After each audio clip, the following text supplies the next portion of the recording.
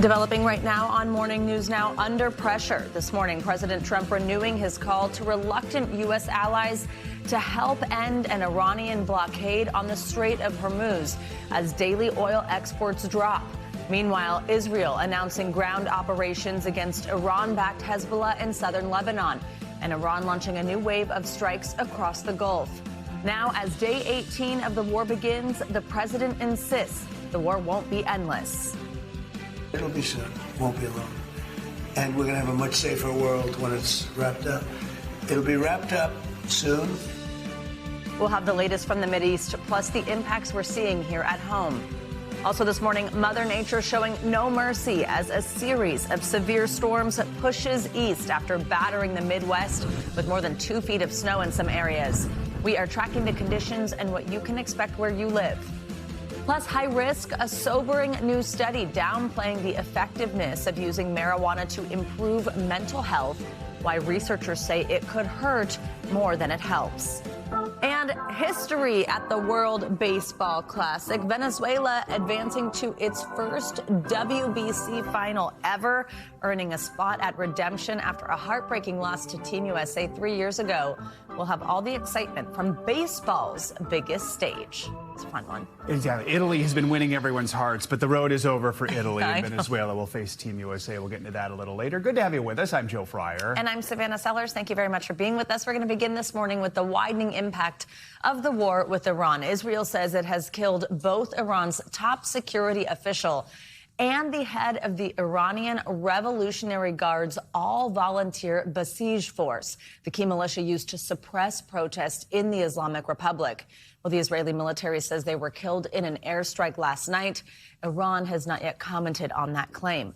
Also this morning, the Israeli Defense Forces issued an urgent warning for residents of southern Lebanon to move north without delay, and warning that any move south may put your life at risk. This comes after Israel announced a new targeted ground operation on Monday against what it says are strongholds of the Iran-backed militant group Hezbollah in southern Lebanon. The Israeli defense minister gave no indication of when this ground maneuver would end. He told the hundreds of thousands of residents displaced from southern Lebanon that they would remain evacuated until peace was restored for northern Israel. Across the region, Dubai International Airport resumed limited flights on Monday. The airspace briefly closed after an Iranian drone attack on a fuel depot near the airport, causing a fire. Some flights were canceled, others were suspended temporarily, disrupting travel at the world's busiest international airport. Back at home, President Trump has made little headway in convincing both strategic rivals and NATO allies to help out with opening that critical Strait of Hormuz. Daily oil exports from the region are dropping, and gas prices here in the U.S. have rapidly climbed. We have a team in place this morning to help us break down the latest, including the war's ongoing political and economic fallout.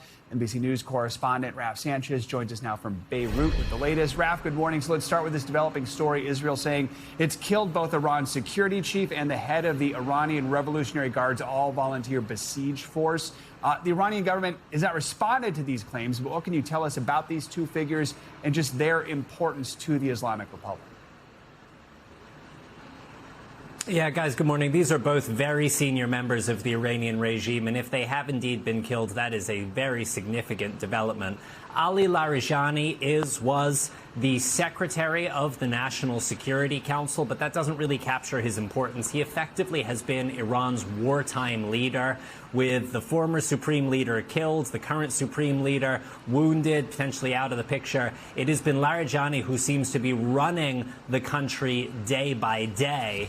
Now, he, according to the Israeli defense minister, was killed. The Iranian government hasn't confirmed that. Interestingly, his Twitter account has been active this morning, but it's posted a handwritten note, allegedly by him, which is offering condolences to the families of those sailors killed when a U.S. submarine sank an Iranian warship right at the start of the war. So that is obviously not proof that he is actually alive.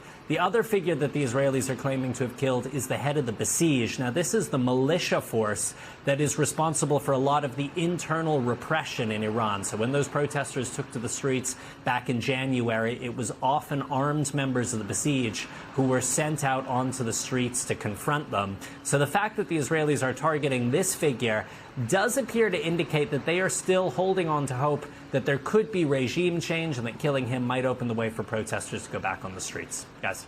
Raf, as Israel carries out this new ground operation in southern Lebanon that we mentioned against the Iranian-backed militant group Hezbollah, tell us the situation there on the ground in Beirut. How's the country managing this large-scale displacement of citizens?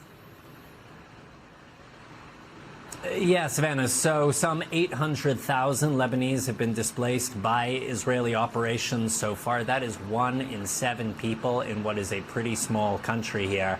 And everyone from Beirut to the rest of the country is holding their breath and watching what appears to be a growing Israeli ground offensive down in the south. The Israelis have pushed about 5 miles into Lebanon so far, and nobody knows where they're going to stop. And the big fear here in Lebanon is that they are basically looking to create a buffer zone in the south of this country to push the entire civilian population out and at the same time push Hezbollah, the Iranian-backed militant group, away from Israel's northern border. Guys. Raf, we're hearing from some countries, Canada, France, Germany, Italy, the United Kingdom. They all released a joint statement yesterday.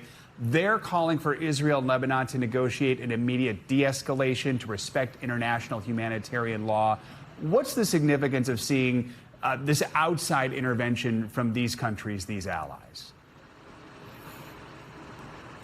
So, Joe, we have seen since the beginning of the war that a lot of America's traditional allies in NATO are basically bystanders here. They're not involved. They weren't consulted by the U.S. and Israel when they launched this war. And it's really not clear that this statement is going to have any impact at all on the thinking of the Israeli government. There is an effort underway to try to get some kind of ceasefire talks going. The Lebanese government has said they are prepared for direct negotiations with Israel, something that hasn't happened before. But Israel, for the moment, is not signaling it's interested. They are pushing forward. And it's worth saying, guys, that Israeli Prime Minister Benjamin Netanyahu faces an election in a couple of months and may want to be seen as a kind of wartime leader heading into that vote. Guys. Raf, by the way, back there where you are, what role, if any, is Lebanon's government playing in the conflict between Israel and Hezbollah? Yeah, it's a really good question. The Lebanese government are basically bystanders here. Hezbollah is kind of a state within a state. It has a military that is much more powerful than the Lebanese army. And so the Lebanese government has pretty limited ability to do anything here. The Biden administration negotiated a ceasefire back in late 2024, which said Hezbollah had to be disarmed and the Lebanese army had to take full control of southern Lebanon. That just hasn't happened. The Lebanese government is weak. It's a question of whether there is enough will here. There's real fear that if the Lebanese military were to confront Hezbollah, you could have a civil war. This country, of course, had a devastating 15-year civil war. So the Lebanese government basically on the sidelines at this point. Guys. All right, Raf Sanchez in Beirut. Raf, thank you. NBC News Chief White House correspondent Peter Alexander joins us now with the latest from Washington. Peter, good morning. So President Trump is stepping up, really, this pressure campaign on U.S. allies. I want to play from a press conference yesterday, him urging America's NATO allies to get involved in unblocking the Strait of Hormuz, of course, as oil and gas prices surge. Let's listen. We strongly encourage the other nations to get involved with us and get involved quickly and with great enthusiasm. Some are very enthusiastic and some are less than enthusiastic, and I assume some will not do it. Peter, what has the response been like from world leaders? Well, so far, most of those world leaders, particularly in Europe, have been largely resisting the president's demands for help there. They are in sort of a tough situation because they don't want to sort of ruin the long-term relationship they've had with the United States here. But the president views this in a lot of ways as a test of their commitment to that continent, to Europe's security, warning that Iran could strike their region and talking about the real need for them to have access to the oil that comes through the Strait of Hormuz. But just go down the list and listen to what some of them have said. We heard from the German defense minister saying this is not our war. We did not start it. The French foreign ministry posted that their navy is basically going to stay put in the eastern Mediterranean, what they described as a defensive posture, in effect saying they're not going to go over to the Strait to help as the president's desiring. Italy effectively saying the same. And Poland has now ruled out sending forces of its own right now. And as it relates to the United Kingdom, obviously one of the U.S.'s longest-term allies throughout that region, the president in recent days has come to sort of mocking the PM, the Prime Minister, Keir Starmer there. And Starmer himself said about the U.K. that we will not be drawn into a wider war with Iran. I think there is really some real concern right now, even among some of the president's top allies, that now day 18 of this war, it has the potential to stretch on. And while the military triumph is obvious for the U.S. and Israel, the impact and the ability of Iran to drag this out and have real impact on the global pocketbook, the global economy as it relates to oil, I think is one that's causing sincere concern. And with that in mind, Peter, let's dig into some NBC News reporting. Several sources telling us President Trump is regularly given options to end the war in Iran. What more are we learning? Yeah, that's his new reporting that comes from 6 people familiar with these conversations right now, in effect saying that military officials have included options in the regular war planning to end the conflict. But you know, the president is hearing from aides and advisors pulling him in different directions. You have some focusing on this exit strategy that have real concerns about the global economic instability, as we were just talking about. Others are talking about the need to stay to try to further erode the Iranian regime's influence there. So the off-ramps are a part of the daily war planning right now. They're also that daily war planning includes some conversations about escalation as well. But certainly at the end of the day, as the president's indicated, as he said in a conversation with a Fox News host just a couple of days ago, this thing will end when I feel it in my bones. It may be more complicated than that. He could end it perhaps and try to declare victory after the successes in Iran itself. But as for the Strait of Hormuz, that one is proving increasingly difficult for the president right now. Peter, we're hearing the president may delay his upcoming long-planned summit with China's Xi Jinping. What was meant to be the focus of that, and do we know what could be moved to?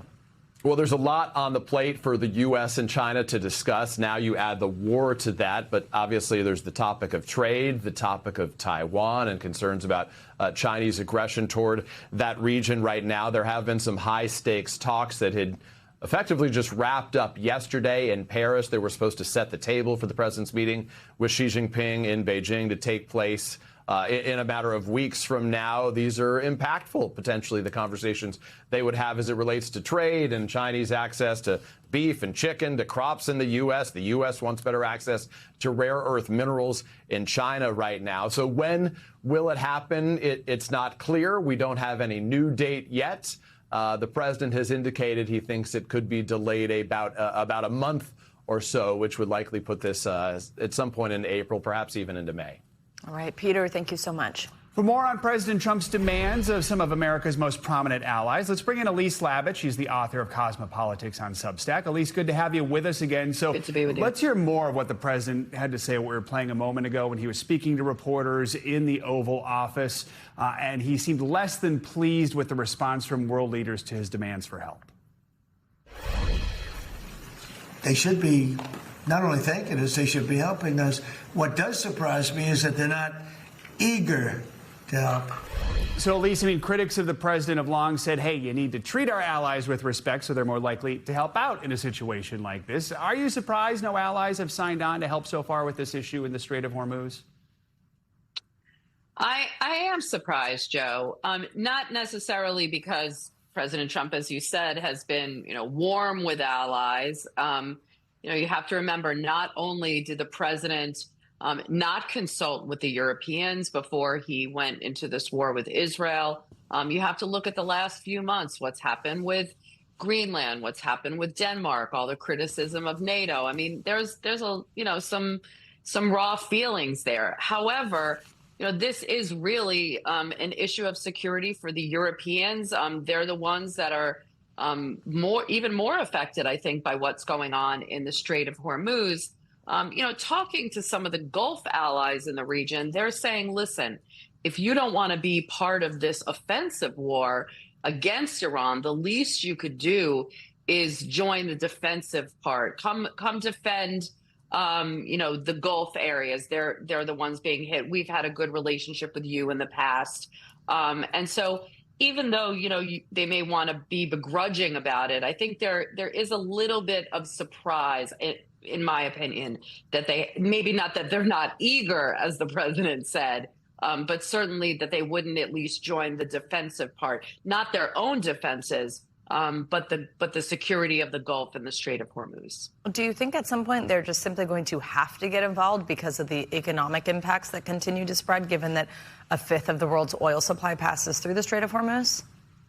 Oh, no question. I mean, and you saw today that a UK official vessel might have been hit in an area around the United Arab Emirates in one of those big ports. So I think it's going to become even incumbent upon them to join this effort. I think what is incumbent upon the president is to exercise that kind of diplomacy. That's unglamorous work. That takes work. Diplomacy, putting together a coalition. I'm surprised that it wasn't done before they went into the war, thinking about the Strait of Hormuz, how it could be closed, defending the Gulf. This is the kind of coalition that you generally set up before you go to war. But certainly right now, it can't just be, a lot of bullying from the president. It has to be that, patient diplomacy, calling President Trump, should be calling all of the allies right now, talking to them about the importance. Marco, I'm surprised when I was covering, the State Department as a day-to-day correspondent, you'd have one of the secretaries of state fanning out across Europe, trying to secure that support. I'm sure Secretary Rubio is on the phone right now, but you really need that one-to-one diplomacy to convince the allies that not only it's not just helping the United States, but it's really in their interest. At least with no off-ramp in sight, at least right now, where do you see the conflict going from here? Well, it's pretty clear that the regime is not going anywhere. And in fact, I think you're going to have a stronger IRGC, a stronger kind of security, more maybe a weakened Iranian regime in terms of leadership or clerics. But the IRGC is firmly at hand. I think it's a real blow if Larijani is dead. But the supreme leader spent years kind of shoring up the lower ranks of the regime. So I think you're going to see the regime in place. And it's really, as we've been talking about, just a question of how far President Trump wants to go. Certainly, you still have to secure that enriched uranium. But I don't think he's going to have the appetite for going to kind of destroy the regime, because that's not really possible. All right, Elise Labott, thanks for joining us this morning.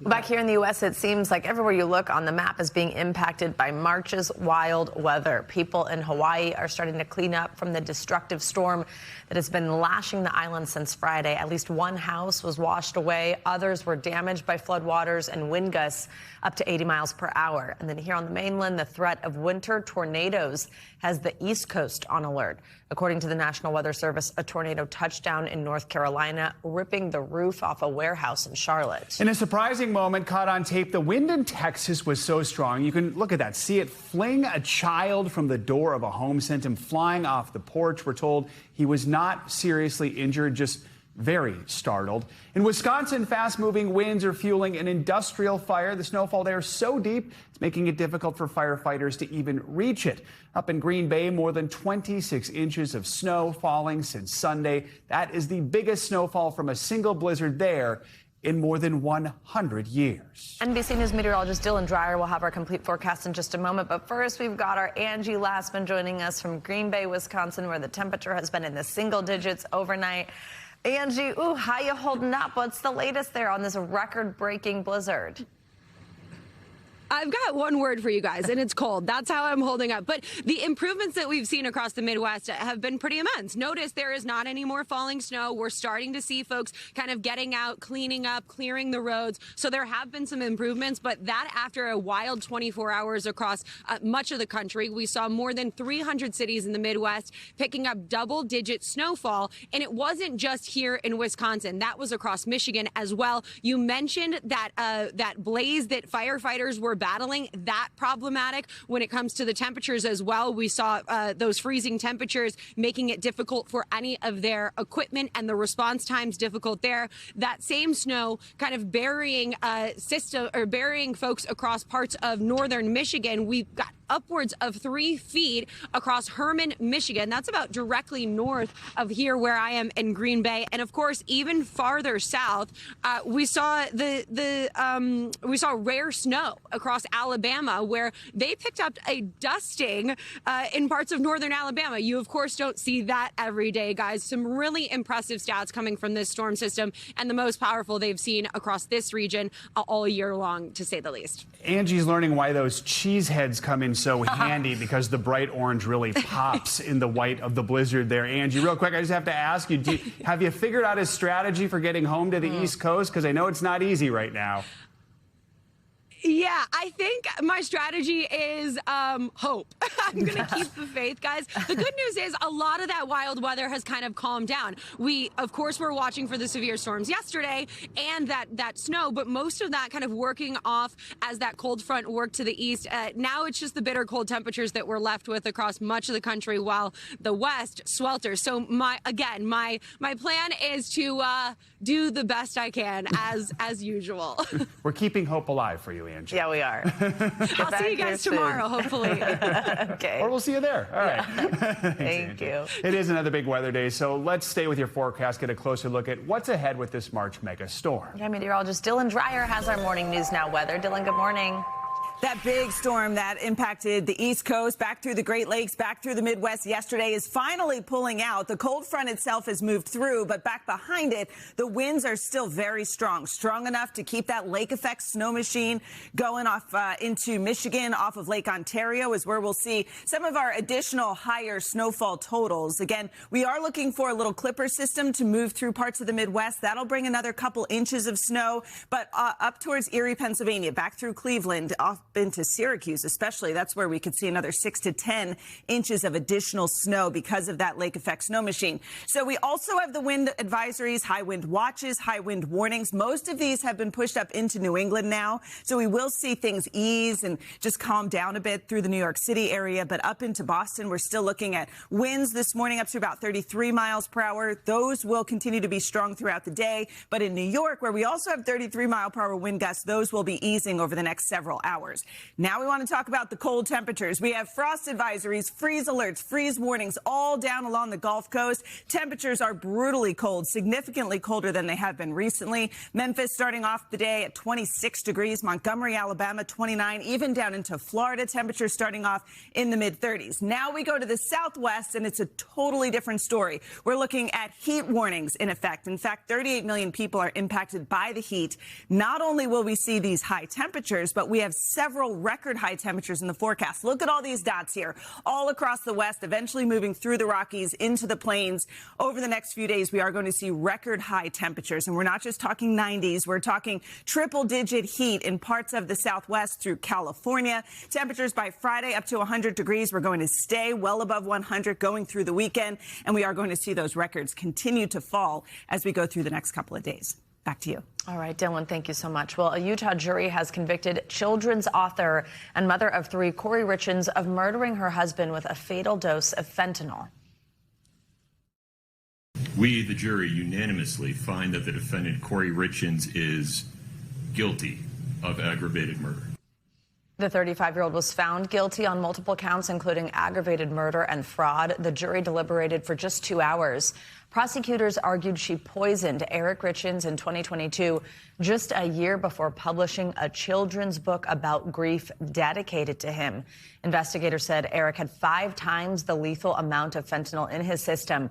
Richins did not testify. Sentencing has been set for May. Much more to come here on Morning News Now. Later this hour, drama off the court for the WNBA after a week of marathon negotiations between the league and its players' union.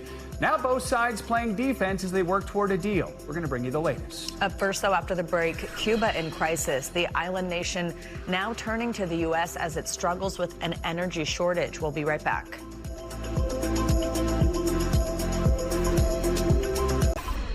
Welcome back. Cuba is hoping to open the lines of communication and commerce with the United States, and it comes at a critical time for the island. The U.S. oil blockade has created a devastating energy crisis, which is plunging the country into rolling blackouts. NBC News correspondent George Solis is in Havana. He sat down with Cuba's deputy prime minister to hear his plans for attracting more foreign investment. Cuba is in the dark. The entire electrical grid collapsing as the country struggles with an energy crisis, leaving millions on the island without power. During this latest blackout, people have been spilling out to the streets here for hours. Fortunately, some cloud cover to keep them from this blistering heat. It's been 3 months since a drop of oil has reached the country. Highways are empty because there's no gas. Women are delivering babies in dark hospitals with no electricity. Conditions are deteriorating. I sat down exclusively with Deputy Prime Minister Oscar Perez Oliva Fraga, considered by many to be Cuba's economic czar. His plan to attract more foreign investors, including large companies from the United States. He says Cuba is open to having a fluid commercial relationship with U.S. companies, with Cubans residing in the United States and their descendants. This person tells me it would be a breath of fresh air. And while there are people in the United States who legally do business with Cuba, Washington's trade embargo restricts many companies from doing authorized business there. President Trump was asked about taking Cuba.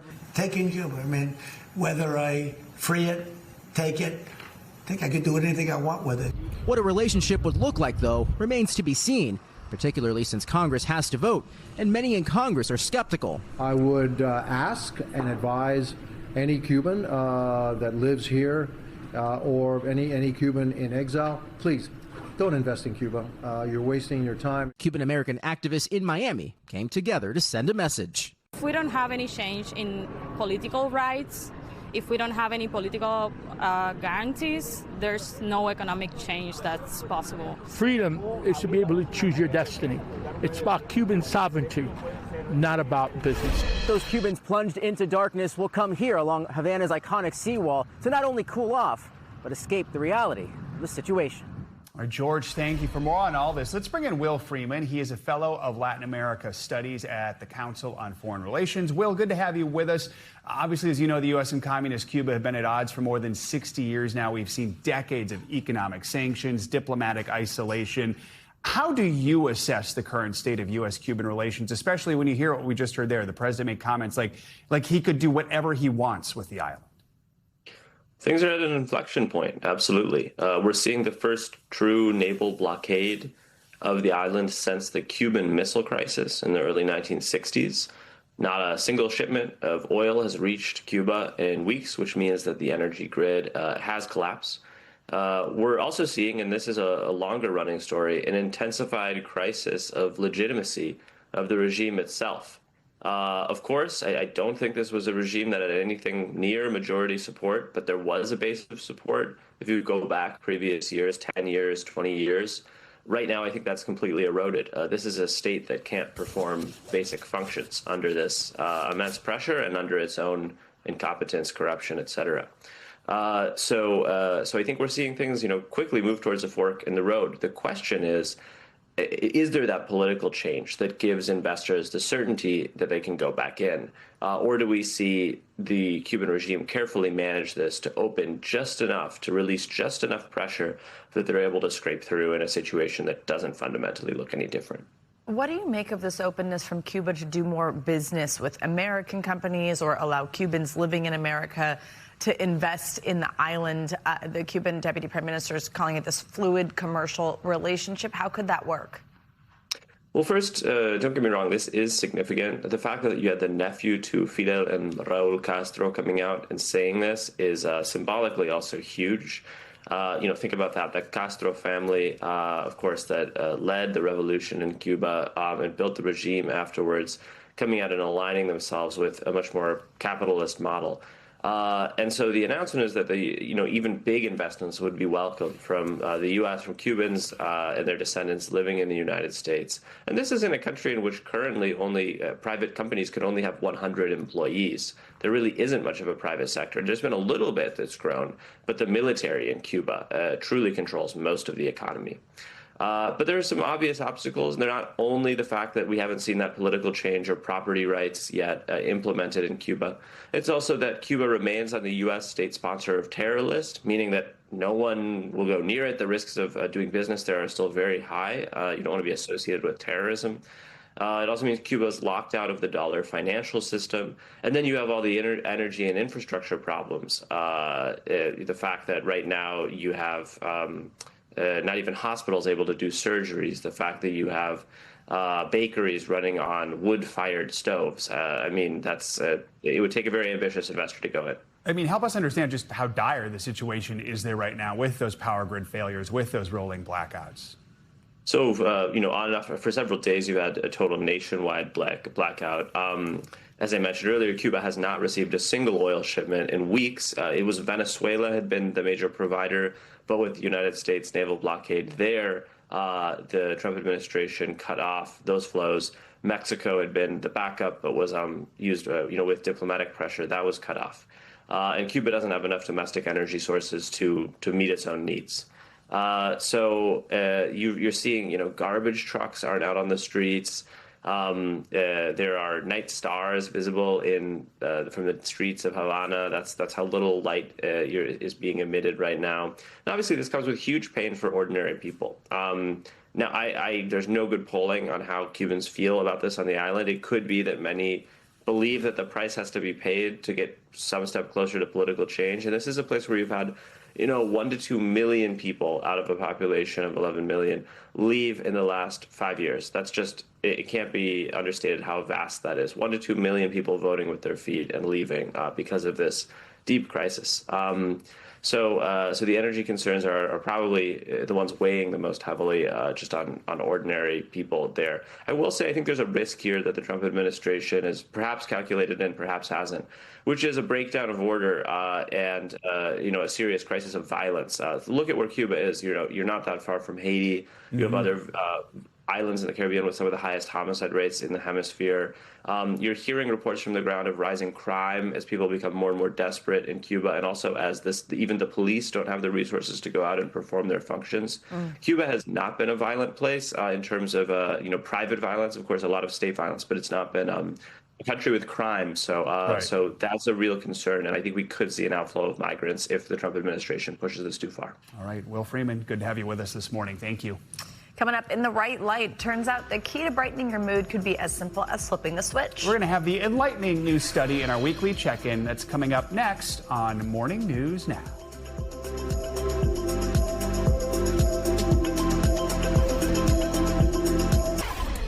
Welcome back. Time now for our weekly mental health check-in. We're looking at new research which casts doubt on the effectiveness of medicinal marijuana. Plus, how one tennis star is crediting her new puppy for helping keep her level-headed when she competes. And joining us now for more on these mental health headlines, our friend Dr. Robbie Ludwig. She's a psychotherapist and the host of the Pivot with Robbie Ludwig podcast. Dr. Robbie, always great to see you. Thank you for being with us. So let's start with this major review of research into cannabis. So it found that the drug could be beneficial for some conditions like autism or insomnia, but the big takeaway here was that there's actually no evidence that it's effective in treating mental health conditions like anxiety, depression, PTSD. What should we know here?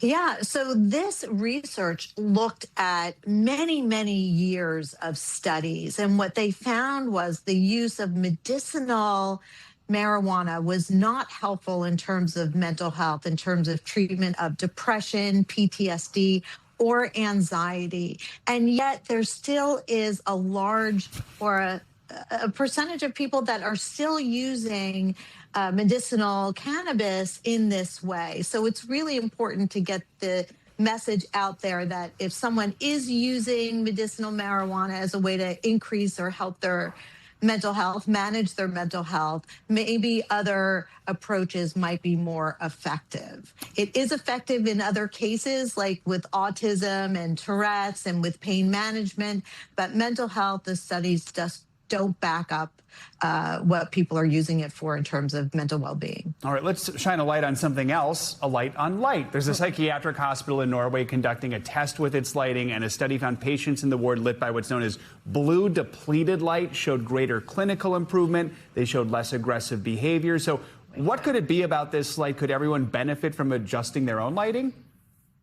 Yeah, I loved this study and the beginnings of looking how light affects our mood and actually our sleep-wake cycles. So there is a takeaway here that maybe managing our light and making darker light when we want to get ready for our sleep might be really helpful in terms of getting a better night's rest and rebooting our mind. And if we struggle with anxiety or depression, one of the things that we do know is interruption in sleep can increase depression, anxiety, suicidality. So it's nice to think of lighting as an adjunct to our mental health hygiene, and it's easy to do. So I thought this was a great study as an add-on to perhaps taking care of ourselves. Super interesting. Okay, last one here. Tennis star Aryna Sabalenka says her new puppy is helping her mental health while she's competing at the Indian Wells Open. I think we all feel positively towards animals or that they can improve our well-being in some ways, but what is the specific link here to mental health? Well, we do know, according to the studies of pet therapy, that it increases our oxytocin, which is the loving hormone, and it decreases our stress hormones. And I think what this article shows also is that so many top athletes are being open about their mental health struggles and the different ways they are using different kinds of therapies in order to help them get through the day and the game. All right, Dr. Robbie, thank you so much. Good to see you as always. We're back with the marathon WNBA contract negotiations happening right here in New York City. League and union leaders have been meeting face-to-face for more than 70 hours since last Tuesday to try and reach a new collective bargaining agreement. So far, the biggest sticking points are revenue sharing and housing. The WNBA commissioner has described whatever agreement comes out of this as historic. Outside counsel for the Players Union told ESPN yesterday the two sides were finally making progress. NBC News correspondent Kathy Park is following the negotiations for us. Kathy, good morning. So WNBA Commissioner Kathy Engelbert initially said they needed to reach a deal yesterday so that then the season could start on time, but that did not happen. Where do things stand right now? Do we think we see this deal reached this week? Hey, Savannah, Joe, good morning to you both. So keep in mind, these negotiations actually began last Tuesday. They've been going at it for 90 plus hours, and as of 3:30 this morning, there is still no deal. But as you mentioned, the WNBA commissioner, Kathy Engelbert, said that they are staying pretty motivated, clearly, because they're working as hard as they have been. But there are a couple of sticking points that still need to iron out. One of them has to do with revenue sharing. Essentially, the players want a bigger piece of the pie. The players want a percentage of all the money that the WNBA brings in, whereas the league wants players to get a cut after expenses are paid. And then there is an issue with housing as well. Right now, teams currently pay for the players' housing, and the league wants to make some amendments to that. They just want some limited players to get that, like rookies. So a couple of things that they need to kind of hash out. But once again, as you mentioned, they're certainly heading in the right direction, but still no deal as of this morning. So how could this delay affect the start of the season then? Yeah, Joe, that's a great question because the clock is certainly ticking, and there are already some key dates that have been disrupted. Right now, a CBA needs to be in place for things to move forward. When you take a look at this calendar, the free agency has been delayed, expansion draft delayed. The draft is set for April 13th. The preseason is the following week on the 25th, and the kickoff of the WNBA season is on May 8th. So once again, these negotiations have already made some disruptions. Right now, TBD if there are more scheduling shakeups as long as these negotiations continue to drag on. Even Joe, separate Savannah? from the start of the season, Kathy, why is timing of this deal so critical for the league and its players? Yeah, so there's certainly a lot at stake, right, Savannah, because the WNBA, there's just so many eyeballs on the league right now, and they have just seen a surge in viewership. And there are a couple of reasons for that. You have these superstar athletes like Angel Reese, Caitlin Clark. They had that fan base at the collegiate level. They brought it over to the WNBA. And also, simply put, there's just more accessibility to watching the games as well. You can watch it on NBC, ESPN, Amazon, and it's translated into viewership. You saw a graphic there, 1.3 million average viewers on ESPN. Last year, that's up 6% from the year before. So the WNBA is certainly seeing that momentum, and they're trying to capitalize on it. Quickly, Kathy, any chance we could see a strike if they don't reach a deal? You know what? Anything is certainly possible, Joe, but the fact that both sides seem to say that they are making progress, they're working into the wee hours of the morning, it sounds like they are headed in the right direction, but I guess it's anyone's guess at this point, but it's to be determined when they will come back to the table to begin these talks once again. All right, Kathy, thank you so much. Let's get to the latest now on Wall Street. OpenAI is facing a new legal battle this morning from none other than the dictionary. NBC News business and economy reporter Emily Lorsch has your Money Minute. Good morning, Emily. Good morning, guys. Call it a war of words. Merriam-Webster and its parent company, Encyclopedia Britannica, are suing, claiming their articles were used without permission to train OpenAI's models. They're also alleging that the tech company generates responses that are fully or partially verbatim from their content. These companies join a list of other publishers also taking legal action against OpenAI over copyright. We've reached out to OpenAI and haven't yet heard back. Over at the gym, you might soon see a new Peloton bike. The company is unveiling new commercial-grade bikes and treadmills designed for high-traffic fitness centers. Peloton is looking to expand its presence in the global gym market and boost sales after recent struggles. And back at home, vinyl records are hitting a major milestone in the U.S. The Recording Industry Association of America says vinyl revenue topped $1 billion in 2025, with sales rising more than 9%. That growth comes as revenue for CDs and digital downloads continues to decline. Streaming does still dominate the music industry, but for the record, vinyl has come back in a big way here. And guys, I have to say I'm really lucky. Several years ago, my parents moved and I was able to snag some of my dad's incredible record collection. So I have a ton of vinyls, Bob Dylan, original Beatles albums, Bruce Springsteen, some really good stuff. Very good. Awesome. Congrats. Very Even good. though CD sales are slipping, they're slipping slower. So it's just this, people really want this tactile stuff right now. Yeah. Really cool. Oh, yeah. And some, they just put it up for show. You know, they're not even listening to the vinyls. The art. It is art. Very cool. Thanks. Venezuela heading to the World Baseball Classic final for the first time ever in what's sure to be a thrilling championship game against Team USA. We're going to touch base next on Morning News Now.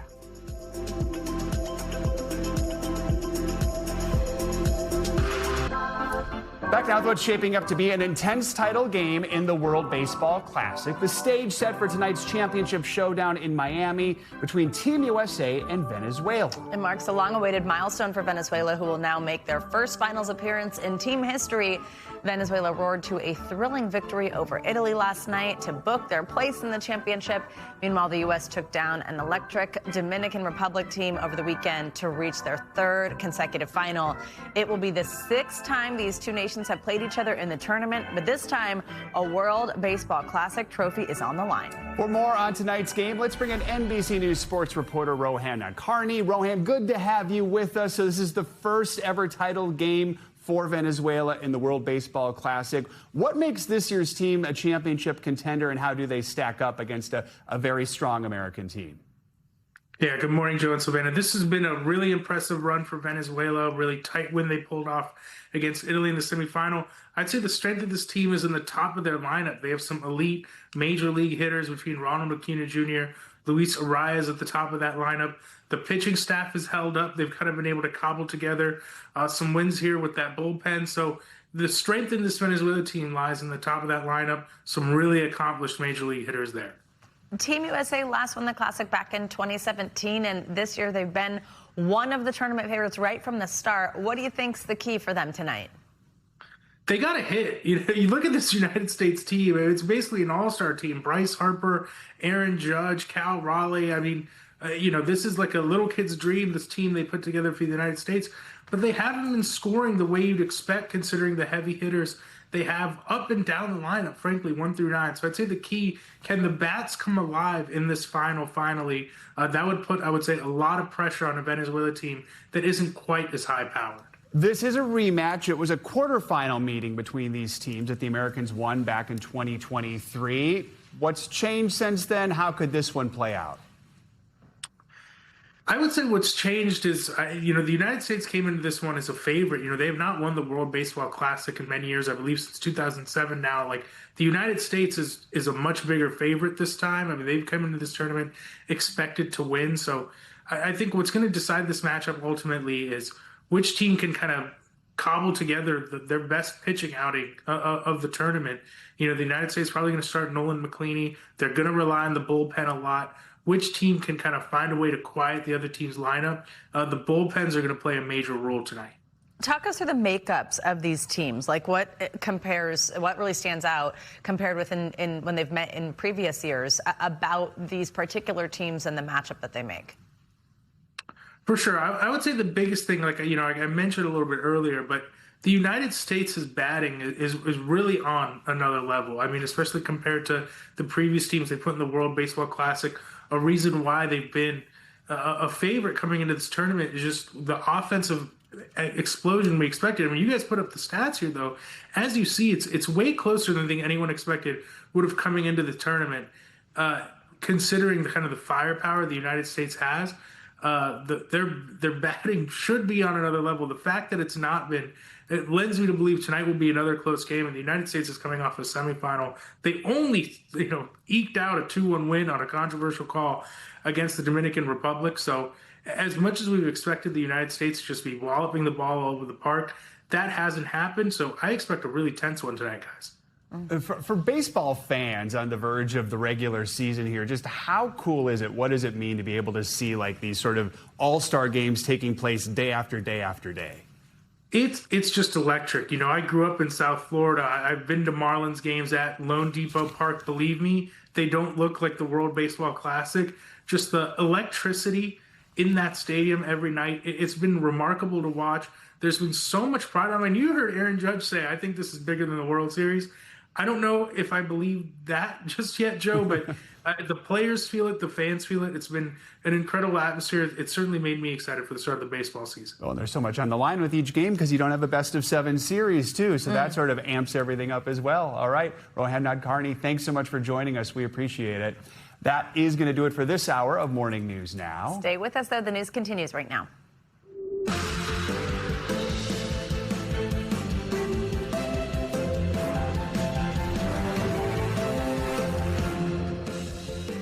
Good morning. Thank you for kicking off your Tuesday and your St. Patrick's Day with us. I'm Savannah Sellers. I'm Joe Fryer. Right now on Morning News Now, spring sting, a violent megastorm burying parts of the Midwest with record snow.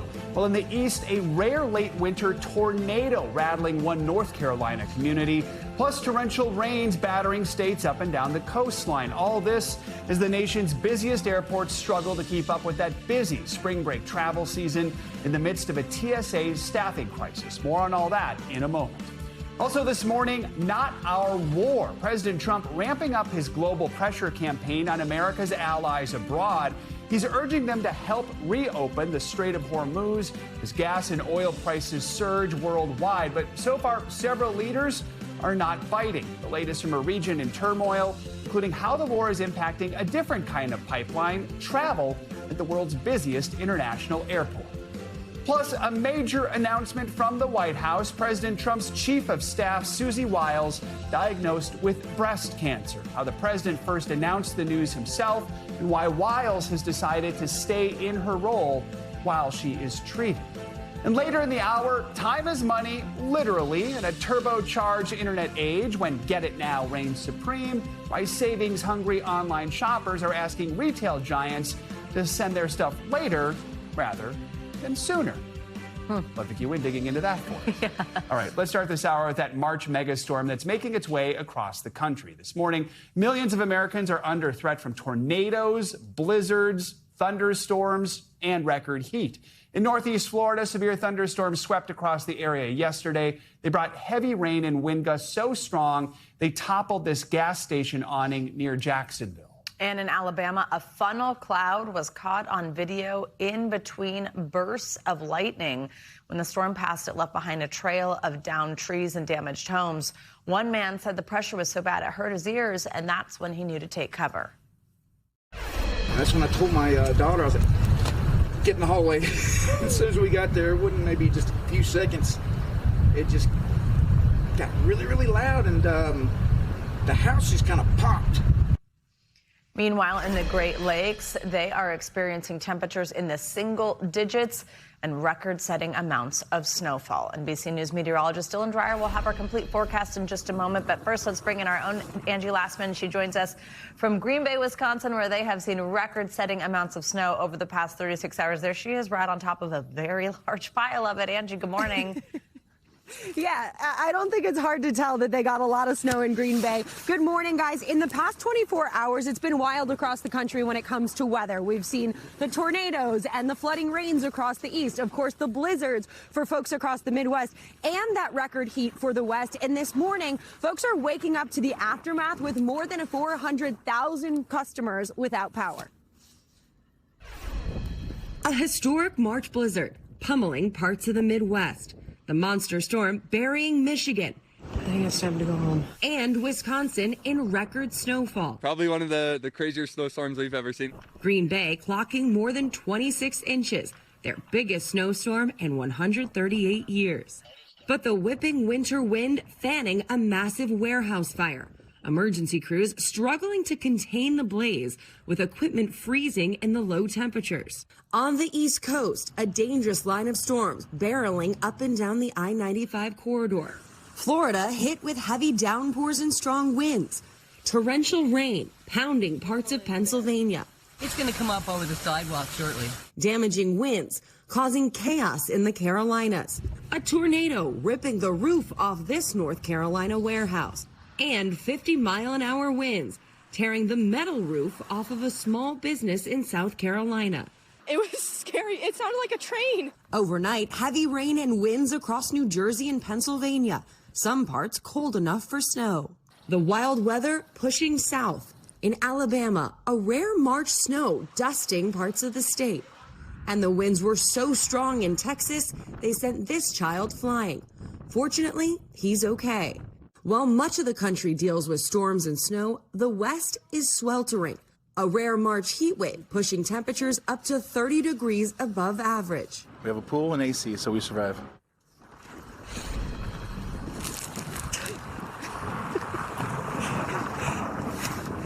And those heat advisories in place for Arizona, Nevada, California right now. But the rest of the country dealing with a much different story with bitter cold filtering in behind that system. So I say if you are digging out or cleaning up this morning, you're going to want to bundle up. I'm going to try to make the most of my time here. You know, I put in some good time in a blizzard. Oh, dodging snowballs. I can do better. I can do better, guys. We're making the most of our St. Patrick's Day in Green Bay. Yeah. Hey, I think my team is trying to get back at me for making work so hard.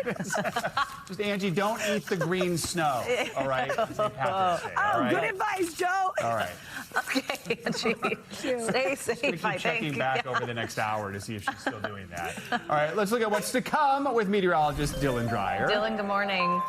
That big storm that impacted the East Coast, back through the Great Lakes, back through the Midwest yesterday is finally pulling out. The cold front itself has moved through, but back behind it, the winds are still very strong enough to keep that lake effect snow machine going off into Michigan, off of Lake Ontario is where we'll see some of our additional higher snowfall totals. Again, we are looking for a little clipper system to move through parts of the Midwest. That'll bring another couple inches of snow, but up towards Erie, Pennsylvania, back through Cleveland, off into Syracuse, especially. That's where we could see another 6 to 10 inches of additional snow because of that lake effect snow machine. So we also have the wind advisories, high wind watches, high wind warnings. Most of these have been pushed up into New England now. So we will see things ease and just calm down a bit through the New York City area. But up into Boston, we're still looking at winds this morning up to about 33 miles per hour. Those will continue to be strong throughout the day. But in New York, where we also have 33-mile-per-hour wind gusts, those will be easing over the next several hours.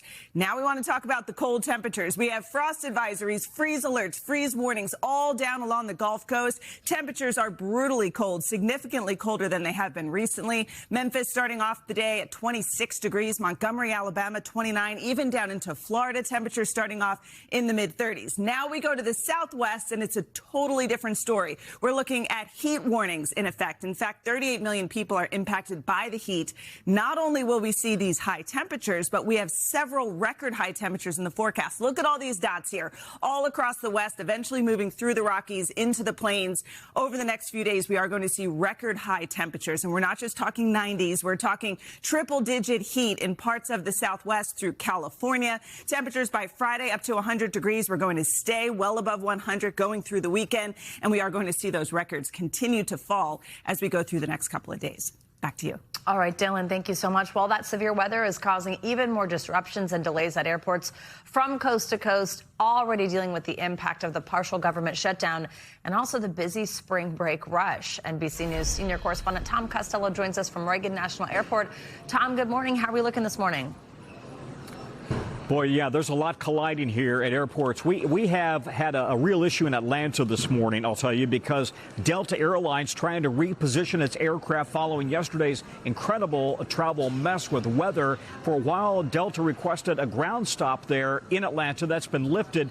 But Atlanta now is topping the list of delays and cancellations at this hour. So here are the latest numbers for right now. I've got 885 cancellations nationwide, about 1,800 delays. Top of the list, Atlanta, then JFK, LaGuardia, Orlando, and also here at Reagan National. Yesterday, by the way, we had 12,000 delays, 5,000 cancellations, largely because of the weather, which really, as you know, hit the East Coast and then up into the Midwest. But we've had this 1-2 punch. It's been the weather. It's also been the ongoing TSA officers working without pay for a month now, having missed yet another paycheck last Friday. And so some of them have continued to call out sick. Some of them have quit. 366 officers have now quit nationwide as we still see Republicans and Democrats fighting over whether and how to fund the TSA in this ongoing debate in gridlock on Capitol Hill. Let me just tell you what the latest stats are in terms of officers calling out at various airports. 21% of officers have called out now in Atlanta on a regular basis, at JFK, at Houston Hobby, also in New Orleans, 16%, 14% in Pittsburgh. So this has kind of been the norm across the entire country. It's been getting worse week by week. On a typical day, we have more than 6. In fact, 6.6% of officers calling out on a typical day nationwide compares to a normal rate of 2% sick calls. And the frustration here, as you know, we've talked about it for a long time now, officers simply cannot, many of them simply cannot make ends meet, can't put food on the table, can't put gas in the car if they're not making any money. So then they walk off this job, they go try to drive for Uber or whatever will help them make ends meet. You know, we made the point yesterday, I think it's worth repeating. A typical starting TSA officer, guys, makes $35,000 to $40,000 a year. A typical starting member of Congress makes $174,000 a year. And right now, the TSA officers are working for free. Guys, back to you. All right, Tom Costello walking us through a lot of chaos at our airports. Thank you so much. President Trump is stepping up his pressure campaign on U.S. allies as oil and gas prices are surging. The president is urging America's NATO partners to help reopen the Strait of Hormuz, but so far most of them are choosing not to get involved. NBC News senior White House correspondent Garrett Haake joins us now with more on this. Garrett, good morning. Hey, Joe. Good morning. Look, to bring those surging gas prices back down, President Trump needs to get Middle Eastern oil back on the global market, which means moving it through the Strait of Hormuz, which Iran still controls. The president has now turned to diplomacy, his critics say too late, asking allies in NATO, as well as countries like China and Japan, for help keeping ships safe in the strait.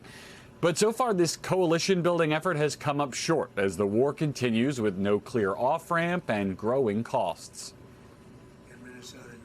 This morning, President Trump scrambling to put together an international coalition to help force open the Strait of Hormuz. The strategic strait now effectively blocked by Iran, which has targeted transiting tankers, sending oil and gas prices soaring. They should be not only thanking us, they should be helping us.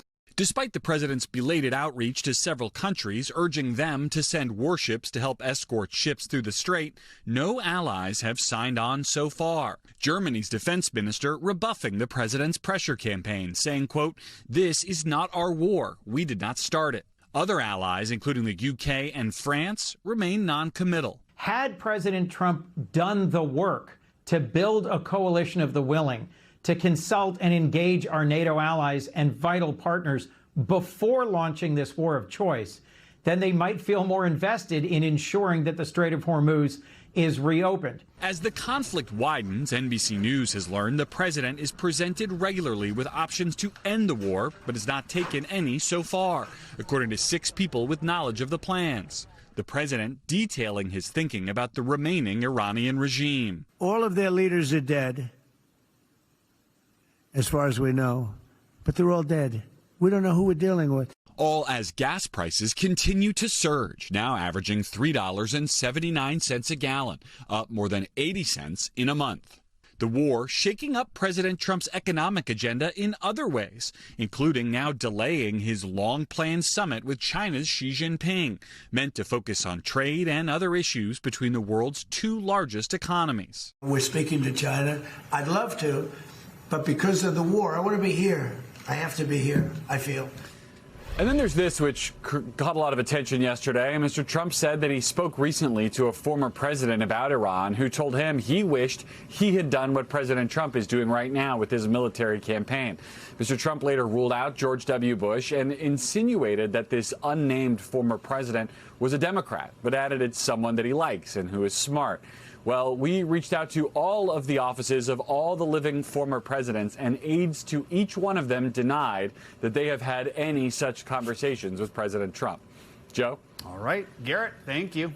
Well, developing this morning, Israel says it has killed both Iran's top security official and the head of the Iranian Revolutionary Guard's all-volunteer Basij force, which is the key militia used to suppress protests in the Islamic Republic. The Israeli military says the men were killed in an airstrike last night, but Iran has not yet commented on that claim. Well, this all comes as we are learning new details about explosions and a column of smoke seen rising near the U.S. Embassy in Baghdad. NBC News chief foreign correspondent Richard Engel joins us from Tel Aviv with more. Richard, good morning. Good morning. If you remember, it was just last night that President Trump was complaining that he didn't know who to negotiate with in Iran, that he didn't know who was actually running the country because Israel and the United States have continued to carry out these assassination attacks from the supreme leader on down, and that new names keep arising, that the Americans don't know who they are.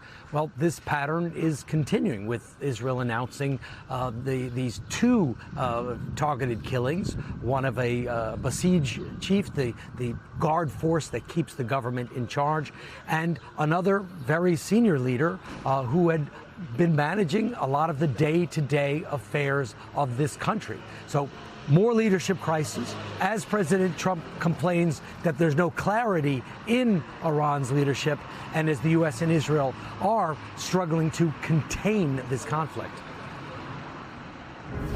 New video this morning of the U.S. Embassy in Baghdad targeted by a pro-Iranian militia. American forces unleash a glowing stream of anti-aircraft rounds, making the unmistakable sound of rapid fire. The U.S. Embassy in Baghdad has been rocketed by pro-Iranian militias and swarmed by pro-Iranian protesters attempting to break in. Now the State Department is ordering all Americans in Iraq to leave and telling them not to approach the embassy. The U.S. and Israel have been hitting back. This morning, Israel saying it has killed Iran's powerful security chief, Ali Laranjani, a possible future leader, and also killed a commander of its Revolutionary Guard. The Iranian government is not confirming, as Iran's remaining leaders are trying to consolidate power. There are no protests, let alone an uprising. Police are threatening to shoot demonstrators. The Pentagon says it's focusing on a precise campaign with 6,000 combat flights. But President Trump is sending 5,000 troops to the region, many of them Marines.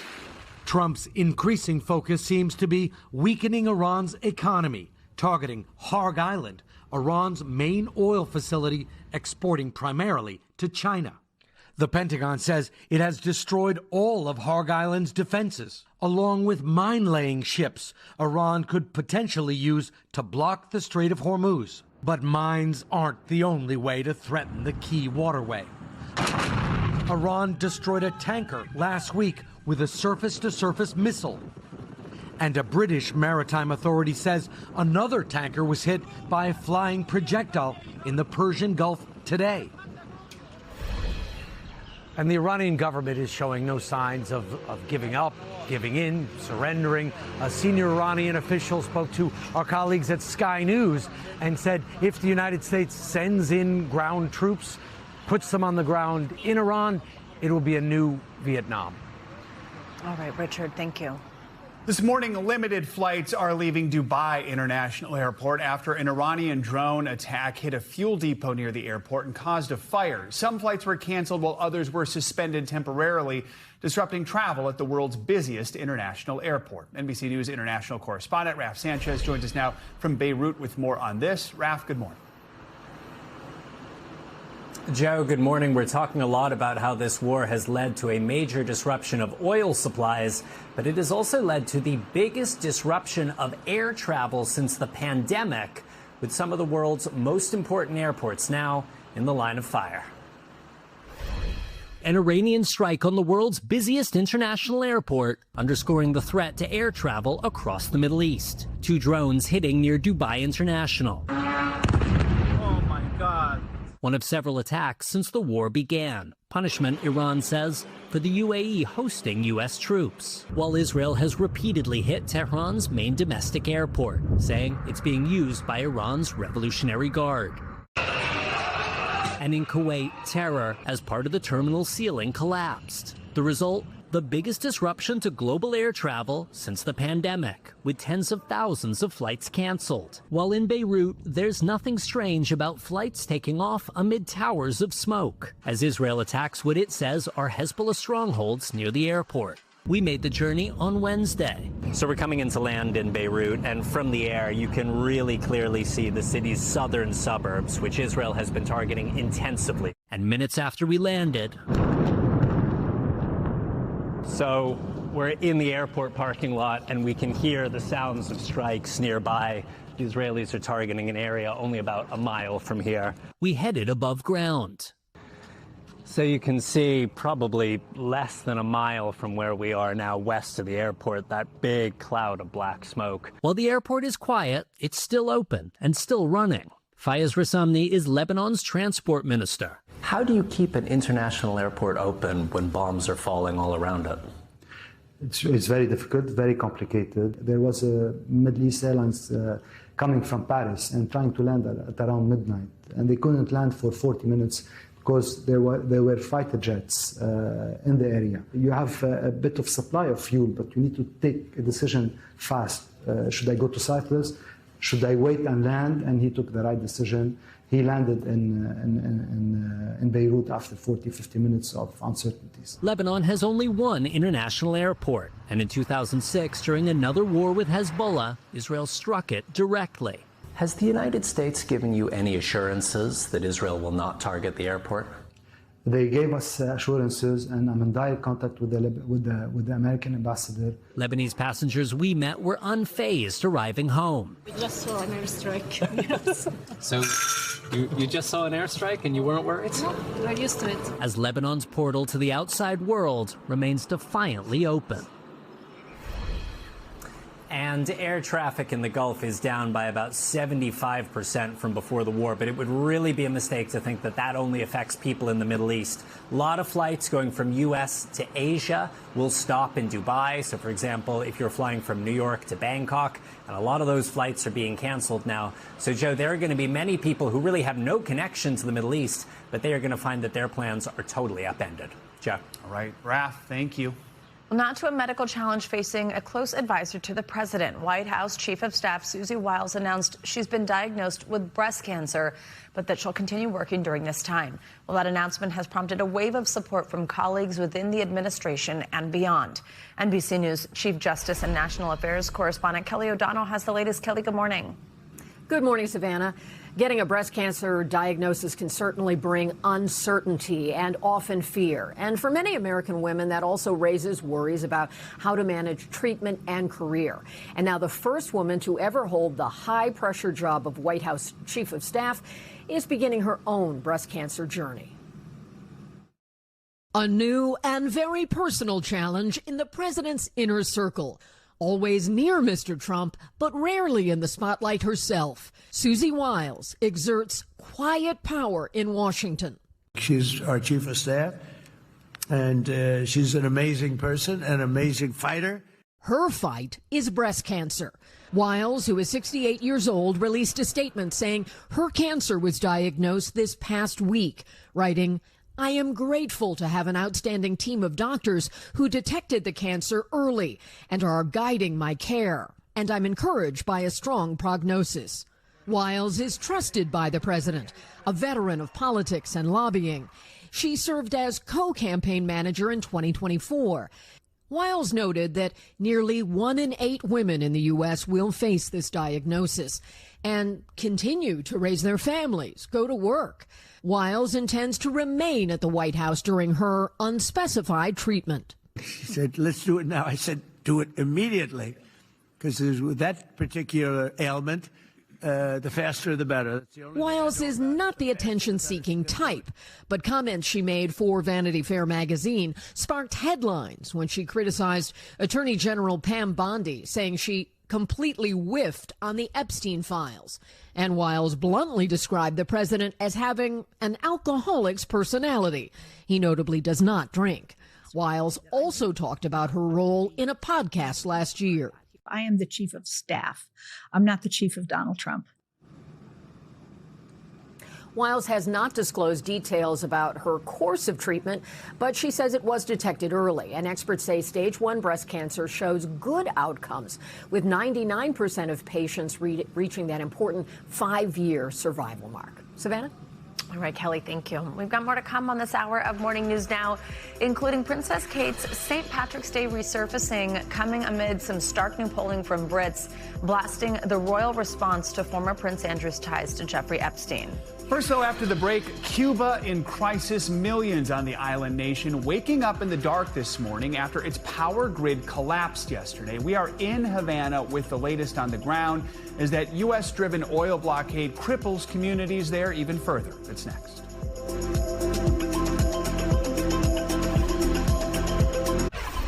We are back with the latest on the ongoing power situation in Cuba, which is in the middle of a full-blown energy and electric crisis. The island continues to suffer from rolling blackouts and fuel shortages, exacerbated by the ongoing U.S. oil blockade. NBC News correspondent George Solis joins us from Havana with the latest. George, good morning. Joe, good morning. Life got so much harder for millions of Cubans here, many of them waking up without power again this morning. Now, work to restore power continues this morning. It's going to take time, according to the Cuban government here. They want to be very careful to make sure the grid doesn't collapse again. Now, we hit the streets of Havana last night and met with people enduring this blackout, seeing how they're adapting and their hopes for the future. This morning, Cuba waking up in the dark. The country's power grid collapsing Monday. The crisis creating dangerous conditions and leaving residents outraged. This is an abuse. What will happen? It will be 2 or 3 days without electricity, and what little we have to eat spoils. Nobody says anything, and nobody has answers for anything, this man said. During this latest blackout, people have been spilling out to the streets here for hours. Fortunately, some cloud cover to keep them from this blistering heat. The blackout comes after NBC News' exclusive with Cuba's deputy prime minister, considered by many to be Cuba's economic czar, in charge of fixing the struggling economy by attracting more foreign investors, including large companies from the United States. Monday, President Trump was asked what's next for Cuba. All my life I've been hearing about the United States and Cuba. When will the United States do it? I do believe I'll be having the honor of, I think I could do anything I want with it. Among those in Cuba navigating the dim new reality of power outages are residents like Isabel Garcia. It's very hard, she said. What Cubans are going through is very hard. She took us inside her home to show us how she and her family are coping under the U.S. energy blockage and ailing infrastructure, using a bike light and cell phones to see, and buying food day to day to avoid the risk of things spoiling. It makes you want to cry, she said. Yeah, Joe, and at last check, a little more than 250,000 people are back on the grid right now. Some of the priorities, of course, making sure the hospitals have power and restoring communications here throughout the island. But again, talking to families and women like Isabel Garcia, who tell me they've just had to learn to adapt to this new reality, just trying to figure out how they're going to manage their day-to-day. They're relying on hope, family, and faith to get them through. Joe? All right, George, thank you. Well, the spotlight is back on Princess Kate as she continues a noticeable return to public life, attending the St. Patrick's Day parade and celebration in London this morning. It comes amid a string of appearances from Kate and Prince William, showing a more visible, more personal royal approach. NBC News International correspondent Molly Hunter joins us now from Buckingham Palace. Molly, good morning. Hey, Savannah, good morning from a very springy, very sunny Buckingham Palace this morning. Now, this is a day every single year the Princess of Wales gets to shine, always sporting green for St. Patrick's Day, and she steps out on her own, taking center stage. Take a look. This morning, the Princess of Wales back in the spotlight, joining the Irish Guards for their St. Patrick's Day parade. Kate is the colonel of the Irish Guards and today is a mainstay in her public calendar, only missing it back in 2024 following her abdominal surgery. The Prince and Princess of Wales have been out and about a lot in recent weeks, helping the royal family move the focus on from the scathing attention on Andrew Mountbatten Windsor. But in a new YouGov poll, most Brits think the royal family reacted too slowly to the revelations about former Prince Andrew and his association with convicted sex offender Jeffrey Epstein. And about half of those polled say senior working royals should have condemned Andrew more. But William and Kate doing their part, focusing on more upbeat joint appearances, mostly community-focused visits. Just last week, stepping out on a surprise bar crawl, the Princess of Wales sharing rare insight into her post-cancer recovery. No, actually, since my diagnosis, it's been drinking alcohol. It's not really something I want. No, it's not. But it's like, I think it's just me that I'm happy with a more conscious of them. A few days before, the family's seen all together at the Commonwealth Day celebrations. She seems to be much more open now, and I think one of the reasons for that is she knows that many people who have also got cancer or have family with cancer find it reassuring and comforting to know that Catherine has been through that herself and is open about some of the changes that she's made and that she finds helpful. There has been some glamour too, stunning at the BAFTAs last month, and last week dressed a bit more casually, sharing some snacks while visiting the lifeboats on the River Thames. The pair stopping by London's famed Borough Market, a major tourist destination packed with delicious food stalls, chatting with shopkeepers, sampling the wares, of course, even being put to work. William slicing the cheese, Kate helping out the humble crumble stand with some cake decorating. She is, in many ways, their secret weapon. So on big events like today, everybody will be hoping that nothing goes wrong and that she gets the opportunity to shine. And today, a healthy and smiling Princess of Wales, back in green, handing out shamrocks and leading the parade. Savannah, I love that from Daisy McAndrew. Her secret weapon, well, she is certainly shining today. She also is being a little bit more open about her recovery. You heard about her lifestyle changes in that piece. And last week, a very sweet gesture. She sent flowers and personal thank you notes to the staff and patients at the hospital where she received treatment. Savannah? Wow, Molly, thank you so much. Coming up, it is once again Decision Day in America. So after the break, we're heading to the key Democratic stronghold of Illinois, where candidates are aiming to fill the seat of retiring Senator Dick Durbin. The Democrats' critical message to voters ahead of November's midterms next.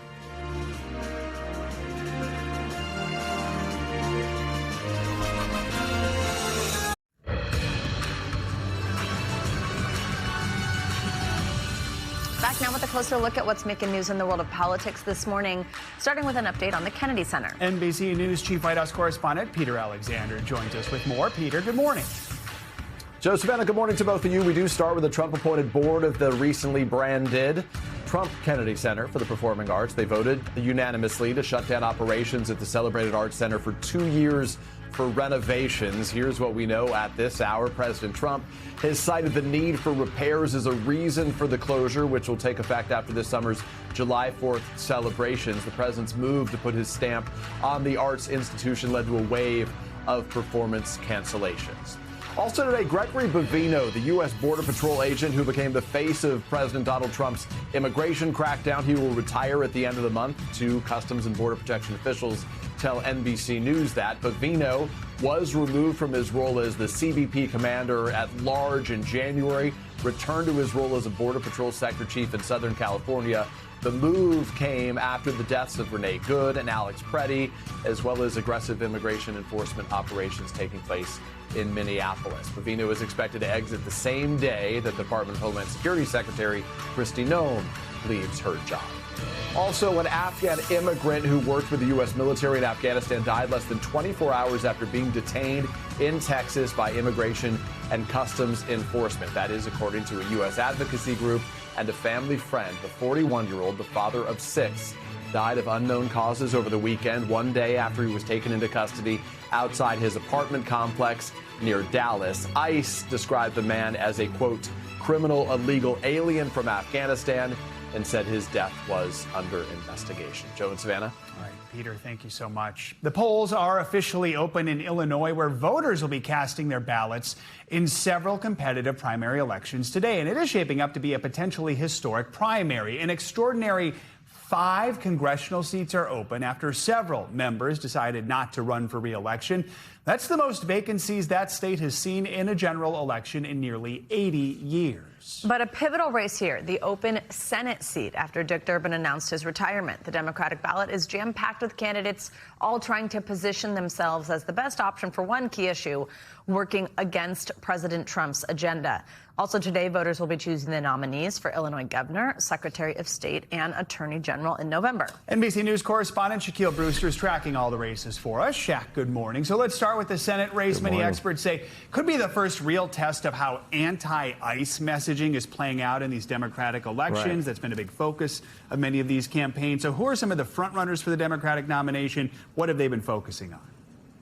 Well, you're talking about 3 major candidates that voters here in Illinois are pretty familiar with because they've been in their ballot in some way over the past couple of years. You have the lieutenant governor of the state. She's backed by Governor Pritzker, backed by outside forces like Elizabeth Warren as well. That's Juliana Stratton. Then you have Raja Krishnamurthy. He's a congressman here. He came in with the most money. He spent nearly $30 million in television ads. And then you have Congresswoman Robin Kelly, who was the former state party chair. When we talk about the issues, the big issue that you watch and hear about on those television ads are their fight against Donald Trump, specifically his immigration policies. That's something I asked all 3 about. Listen to some of those conversations.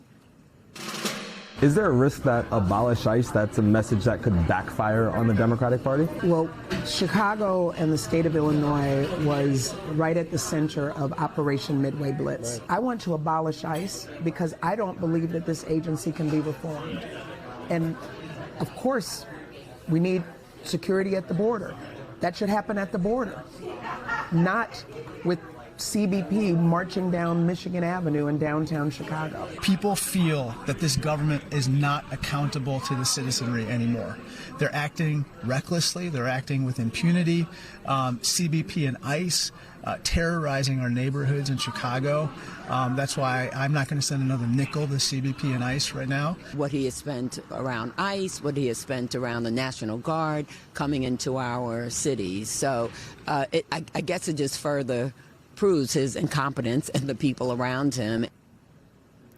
Now, when you listen to these candidates on the trail, they also emphasize those kitchen table issues, things like health care, housing. They try to tie those issues into also what we're seeing on the headlines, the war in Iran, saying that the war in Iran reinforces their message of affordability.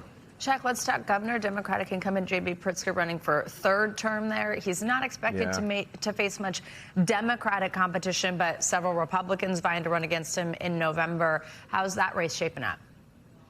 Yeah, this is not a race that you really want to be a Republican, and you have a pretty popular two-term governor. He has a lot of money. He's been supporting his lieutenant governor in that Senate race, but there is a competitive primary battle on the Republican side. I think the big name that you hear about is Darren Bailey. He actually took on Pritzker back in 2022. He started that campaign fairly strong and then pretty much flamed out as it got closer to Election Day. But in that race, you also have a conservative activist. You have a businessman.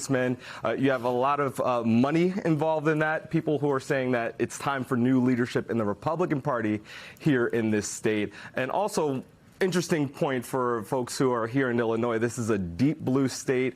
All of those candidates say that they are supportive of abortion restrictions.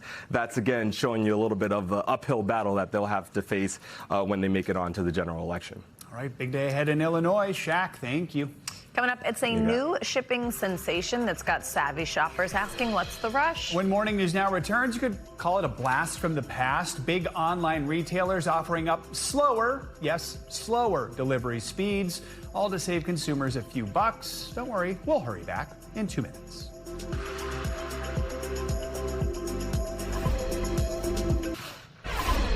We are back now with the rise of no-rush shipping, a shift in shopping habits recently spotlighted in the Wall Street Journal. Yeah, for years, e-commerce giants like Amazon have pushed faster and faster delivery, from 2-day to even same-day. But now, more shoppers are willing to wait if it means saving money. So what's driving the shift, and how do you balance cost and convenience at checkout?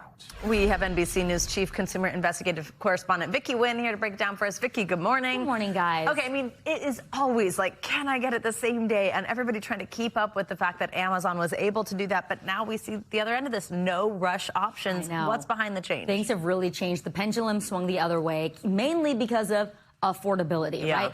Right after the pandemic, 2022, McKinsey did this survey of consumers, and we were all like, what's our number one priority when it comes to online orders? Fast, fast, fast. We want it now. 2 years later, everyone's like, we want it cheap, cheap, cheap. It's so expensive. Give us some more options. Ground shipping, slow it down. We're willing to wait. We talked to the CEO. Yeah, mule is an option, right? No minimum spend, please. So we talked to the CEO of Shippo, Laura Wu, and she said it's really reflected in the numbers nationwide, right? Economy shipping, which is the cheapest option, that now makes up 72% of all packages shipped. That's up from 65% in just 2 years. So consumers are sending that message. Also, according to the Wall Street Journal, the fact that Shein and Temu, or Temu, however you say it, potato, that proved to retailers that people were literally willing to wait if the value was there, because those items are coming on a slow boat from China. Yeah. So if you're at checkout and you're trying to figure this out, first of all, what tend to be the options right now, and then how do you weigh the speed versus the cost? You definitely want to pay attention as a consumer now, because there are a lot more options. The free shipping generally is still always going to be there, sometimes with a minimum spend, so you want to make sure you're hitting that mark if you want free shipping. The Gap, for example, 5 options for shipping now. They still have 1 to 2 day, but you'll pay $25 for that order, which is like a $20 bathing suit, right? Or you can wait, but instead of it being 2 to 3 days to get free shipping, or even 3 to 5, you might have to wait up to 9 days to get free shipping. The irony in all of this is Amazon, which primed us for 2 day, then it was same day, then it was next day, then it was like in 2 hours, right? They have been for a while now quietly offering you this, Amazon Day, so you consolidate all of your shipping, which also reduces the number of boxes and trips to your house. But also they'll give you like a credit towards music or movies if you choose the slower shipping option. So there are perks perks built in for you too if you wait. I will never forget when I was moving out of college and my mom came to help me move out, and we were packing a bunch of stuff and shipping it back. And we were walking into FedEx and they were like, all right, and when do you want this to arrive? And like from the door, my mom shouted, slow! Yeah, because you don't need this stuff. how much it was going to cost. And it is. FedEx and UPS costs have gone up a lot, and retailers don't want to pass that all along to you, right? Right. Because fuel costs have gone up, labor costs have gone up. So yeah, that's funny that your mom said slow. She was ahead of the trend. She was way ahead of the trend. Shout out, Mom. There is this other option about maximizing speed, minimizing cost. Walk us through this acronym. Okay, you know this is my favorite acronym when it comes to shopping. BOPIS. Buy online, pick up in store. It kind of gives you the best of both worlds, right? You get to buy the thing conveniently from your house in your slippers, and then you get to go to the store and pick it up in hand. There's no chance it gets sent to the neighbor or the wrong package, or it gets lost in the mail. I do that a lot. Yeah, I like it. Buy online, pick up in store. I love that. Yeah. So IKEA has something called click and collect, and some retailers have that too, because IKEA isn't on every street corner, but you probably live near an Office Depot or a Walgreens. You can coordinate to get your shipment there. It saves them money on the front end, saves you money on the home delivery costs. So click and collect is another option for consumers. Can you say BOPIS or does it have to be BOPIS? I think we are going to go with BOPIS. I've only been on this for maybe 7 years. I would have just gone BOP. No, BOPIS. No, BOPIS is like Bop It. Remember that toy? Yeah, No. That's why I like BOPIS. Bop It's fun. Okay, thanks, All right, for Vicky. you, BOPIS. All right. More money news now. Hyundai is stopping sales of some top models following a tragic accident last week. NBC News business and economy reporter Emily Lorsch has our Money Minute. Emily, good morning. Good morning, guys. That's right. After a girl lost her life, the automaker is recalling nearly 70,000 2026 Palisade Limited and calligraphy trims and has stopped selling the models. The automaker is urging owners to use caution when using the second and third row power seat functions and to make sure that no one's in the seat or area before operating the seat. The investigation into that fatal incident is ongoing. Over in tech, Apple has unveiled its new AirPods Max 2 headphones. The updated model features improved noise cancellation and also live translation and conversation awareness, which lowers the volume when a user is speaking. People can start ordering the headphones on the 25th. The cost, $549. And happy St. Patrick's Day. More than a third of U.S. consumers plan to take part in festivities today, according to the research firm Numerator. So, of course, how could businesses not get in on all that fun? Many have special offerings today, like the McDonald's Shamrock Shake, the Sonic Sour Shamrock Slush, and if you're wearing green today, you can get a free green glazed donut at Krispy Kreme, a sweet spin on the Luck of the Irish. And of course, guys, there are other freebies and discounts being offered today, so people can check those out online. Maybe throw on some green shirts, dresses, etc. I see there's some holiday spirit over there in the studio. Yeah. We're all in the green here. We sure are. Thanks, Emily. Now to an update on that viral kiss cam moment at a Coldplay concert. Yeah, we probably don't have to explain it to you, but you probably know it. The video seen around the world showing a couple embracing one another, then quickly hiding their faces when the camera pointed at them. Well, now the woman at the center of that video is speaking to Oprah about these few seconds that changed her life. NBC News national correspondent Stephanie Gosk joins us with more. Steph, good morning. Hey, guys, good morning. Kristen Cabot has given interviews, but this is the first time she has spoken on camera, and she says that it will be the last. In a conversation with Oprah Winfrey, she reveals how this moment at a Coldplay concert, 16 seconds long, changed her entire life. Oh, look at these two. Billions of people watched it, and many watched it again and again.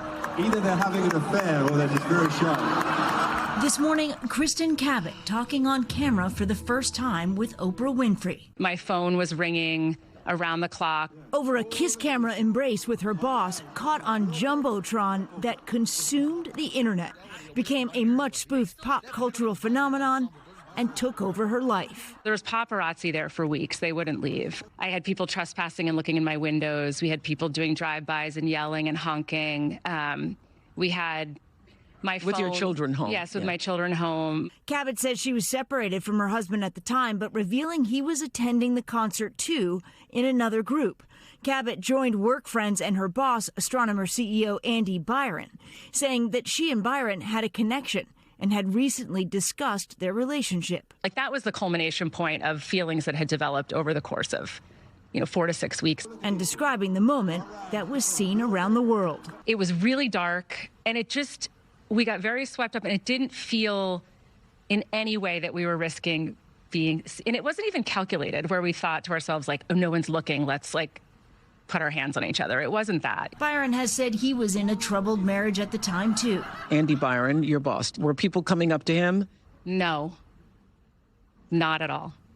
Attacking him, attacking his children? No. The merciless personal attacks, she says, were largely reserved for her. How I looked, to how I was dressed, to how I behaved, to, you know, the sleeping my way to the top, to the gold digger, to this, you know, all the words that Lisa used, the husband stealer. A phrase Cabot tells Oprah that she especially hates. This notion of women stealing men, like I would walk in and duct tape and zip tie a guy and like unwittingly drag him out and steal. Like the man has no role in this. This is, you know, and for me, like I was the face of all of this. Cabot stepped down from her job as the head of human resources, and so did Byron. Oprah asking her why she thought it went viral so fast. I've certainly seen funny things online and forwarded them around and clicked on them. I just don't think people really stop and think about there's real humans behind There's this. a life there. We reached out to Andy Byron. He has not commented on the interview, but guys, she said that she no longer has any contact with him. And she said, quote, there was a big miss on honesty and integrity. Also, she said her ex-husband was in touch with her in those early days, and that he had been at the concert that night. He was the one who told her that the video had gone viral, and he was concerned about their children seeing it. Little did they know just how viral it was going to go so quickly. Wow. Thanks, Stephanie. Appreciate it. Coming up, it is no secret that life has gotten a little more stressful for many Americans lately. So if you're looking to take yourself on a journey from maybe a little bit of a cynic to an optimist, our next guest might hold the key to your success. More on what he calls the ultimate DIY therapy next on Morning News Now.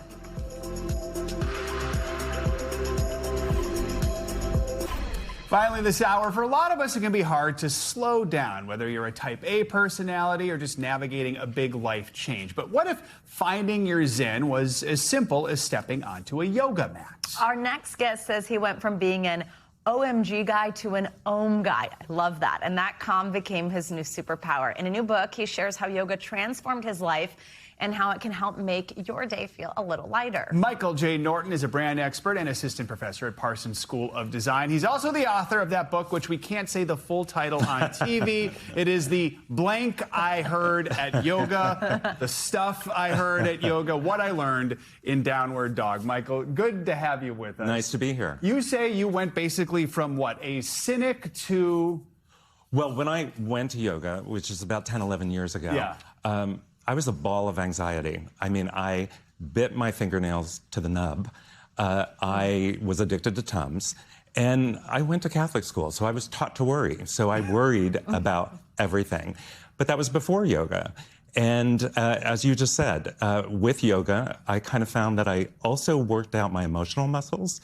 And so I found patience and calm and confidence. And I did go from this, oh my God guy to more of an OM guy.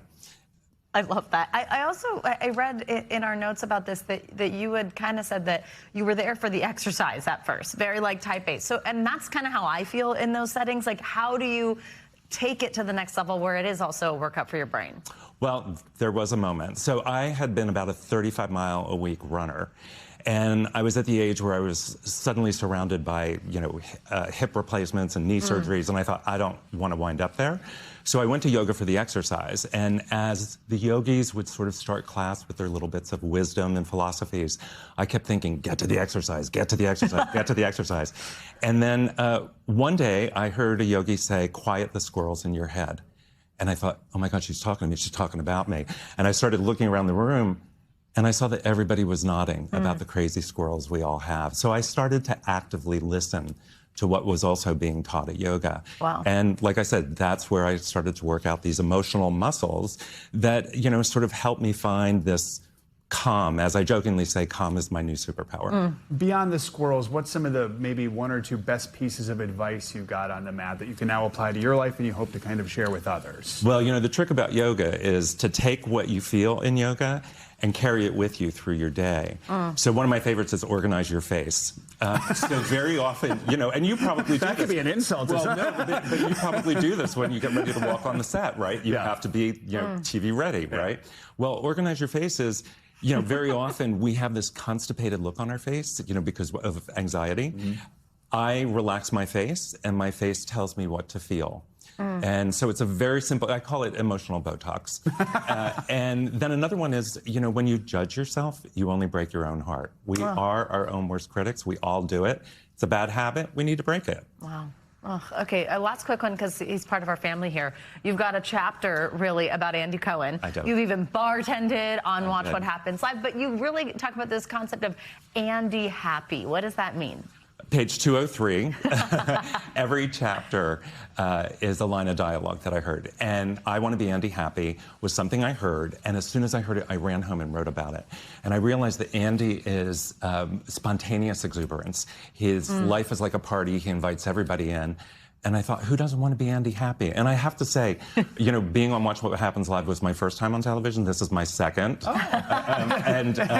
And I was really calm. I had a great time because he was such a warm, welcoming spirit. And I think that's his real talent in life, is making people feel part of the fun. That's cool. And we didn't make you make drinks. So, and you know. Hello, TV pro over here. I wanted that to be in my rider, you know, martini, no matter what time of day. Exactly. Congratulations Michael, on the thank you book. so much. Thanks for having me. Great to meet you. That is going to do it for this hour of Morning News Now. Stay with us, though. The news continues right now.